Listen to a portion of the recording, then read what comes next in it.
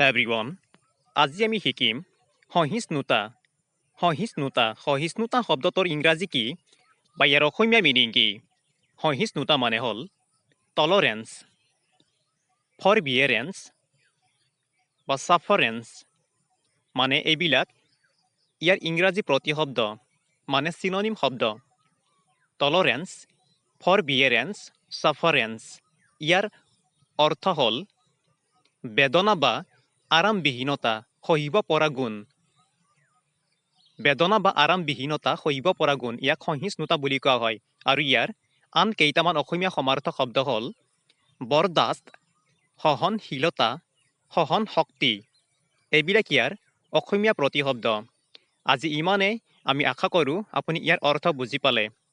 প্ৰতিদিনে এনেকুৱা শব্দাৰ্থ শিকাৰ কাৰণে চেনেলটো ছাবস্ক্ৰাইব কৰি ৰাখিবা ধন্যবাদ